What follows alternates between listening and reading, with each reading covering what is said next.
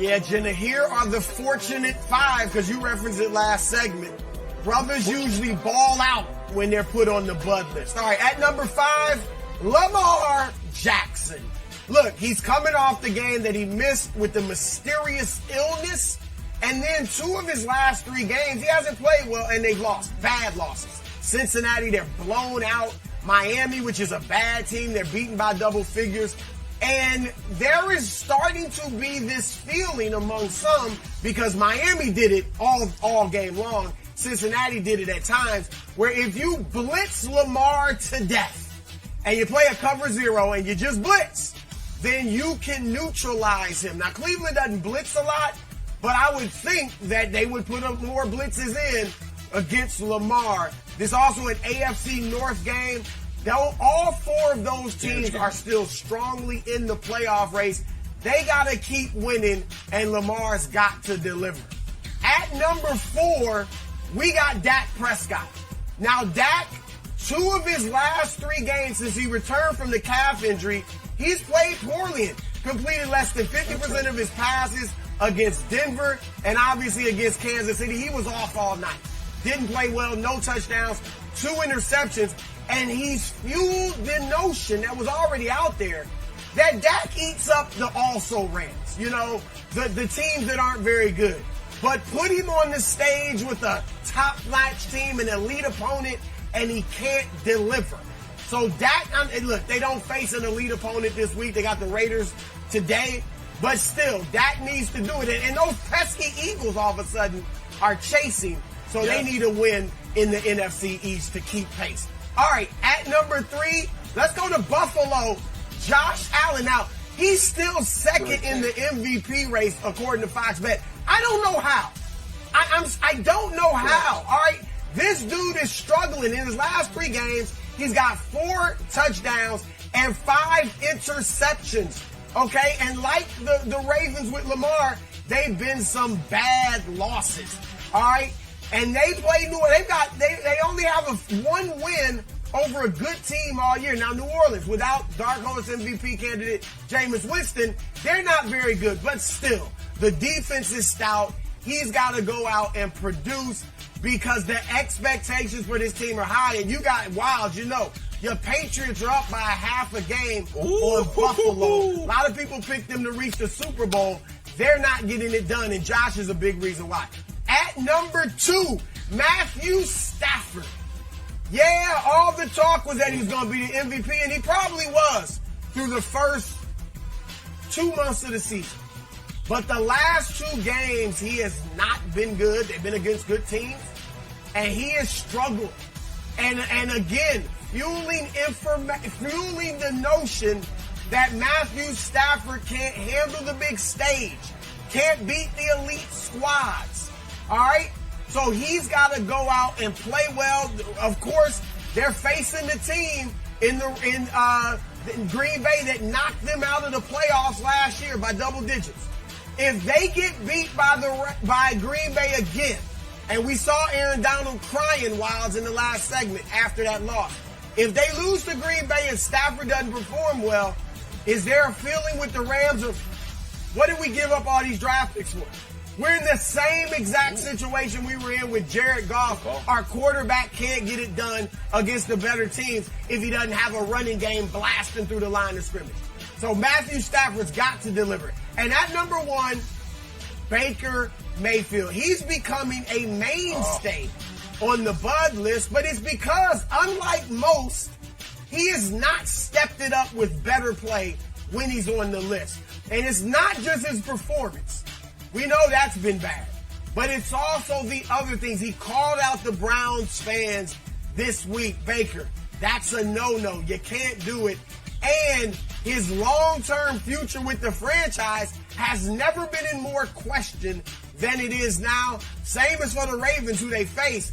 They need this win because they could fall further out of the playoff race if they don't get it. If they do win, then they're right there in the hunt to win the division, and things settle down a bit for Baker and for the Browns. There it is. Broussard, on this Thanksgiving morning, I am thankful for this edition of the Bud List. is excellent work. Oh. I'm thankful that you stopped befouling the list by including Patrick Mahomes on it. I'm thankful that you have zeroed in on the guys who actually are under duress. And I don't want to muddy it up too much, but I'm just going to add a slight amendment or addition to it because it's really excellent work. I would squeeze in somewhere in there Aaron Rodgers. And I know we just talked about him, going full Quentin Tarantino on us in the press conference. But if you set that aside, just on the field, the fact that Rodgers, they've lost 3 times this year. This past week was not his fault. He was excellent against the Vikings. Excellent. The other 2 losses can be directly attributed to him. The first week, the team didn't seem ready after the offseason they had, and he played very poorly. The other time they lost, now, I happen to believe the Chiefs, that shutdown defense would have done the same to Rodgers they did to Jordan Love, but I can't prove that. Many believe that if he were available for his team against the Chiefs, they wouldn't have lost that game. Now, all of a sudden, if they lose to the Rams, wave goodbye to any chance at the bye, and is the division in jeopardy? Probably not, but Minnesota does currently have the tiebreaker. They get Green Bay again. Minnesota has a huge game this week against San Francisco. If the Packers lose, they would have 4 losses. If Minnesota wins, they would have 5 losses with another chance to come get them. So, plus, if the Rams end up winning their division and there is some type of tiebreaker between the Rams and the Packers, if they lose this week, the Rams would have that as well. So, on the field, with Von Miller, being a full go, Aaron Donald's Wilds talked about, I feel like Rodgers could be under duress on the field in addition to everything off the field this week, Broussard. Yeah, I think you and Wilds in the last segment made a great case for Rodgers being on this list, why he's under duress. But, Nick, I do still think it's virtually all off the field. Look, you can point to, obviously, he missed the game against Kansas City. They may not have won that game, but it would have been an entirely different game. Probably would have been a lot closer and probably higher scoring for both teams. But he has not had a bad game since week 1. And that was bad, but he's been the steadiest. Like all the other elite passers, Brady, Mahomes, Jackson, Allen, we can go on and on, Herbert, they've all had bad games, multiple ones actually. And he hasn't. So that's why he didn't make the list.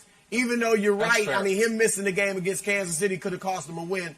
But I think he's been very good and steady on the field ever since week 1. Wilds, what you got? All right. I'm going to put Freddie Kitchens on the list, Broussard, with a caveat. Caveat has 2 parts. First caveat is he's not a player, and the list is exclusively players, I understand. Yeah. The second caveat is this. There's a reason you haven't seen a Freddie Kitchens press conference or a big announcement that Freddie Kitchens is the new offensive coordinator, because Joe Judge is in his bag of tricks again. Yesterday, he said they're not officially naming Freddie Kitchens the offensive coordinator because it's a competitive advantage to have a little bit of mystery. Ooh, who's going to call the plays? Freddie Kitchens is probably going to call the plays. So the subterfuge of this and trying to constantly make an interesting press conference is just it's for the birds. And then I'm not talking about the Eagles. All right, here's the other problem. Eagles are hot.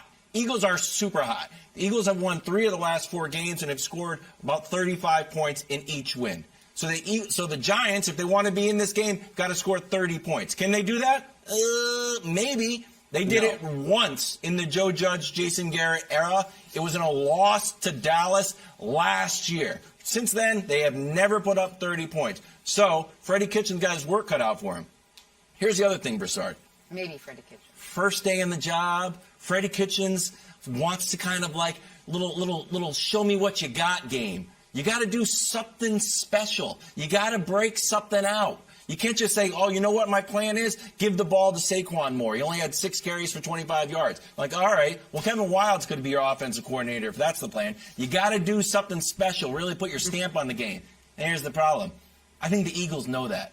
I think the Eagles know that, hey, let's be prepared for the unexpected, for Freddie Kitchens to do something weird, so a fake reverse, a wide receiver throw. Freddie Kitchens sink game is perfect.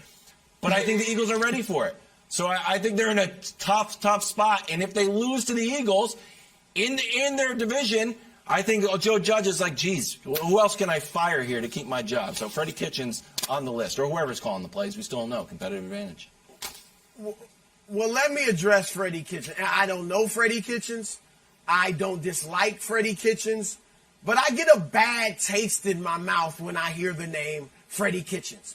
And it's because of what took place in Cleveland under him as the head coach. I just, last time I do, Wiles. I'm sorry. It may not be fair, but it was such a disaster under him in Cleveland that I'm thinking, my goodness, Freddie Kitchens is going to be calling your plays. Maybe he'll be great again when he's not the head coach, but we'll see.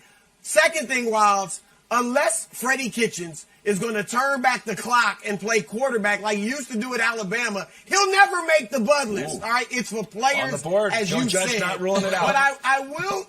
That's right. I will go here, Wiles. I'll stick with the Giants. I thought about Daniel Jones because he is under duress. I mean, we look.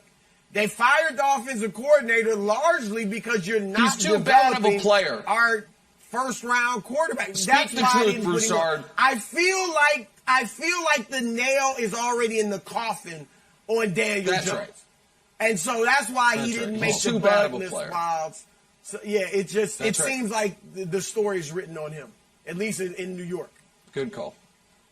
Thanks for watching. Subscribe here to get the latest from the show. Also, be sure to check out more of the best clips from First Things First, or go watch a few segments from our other shows on FS1.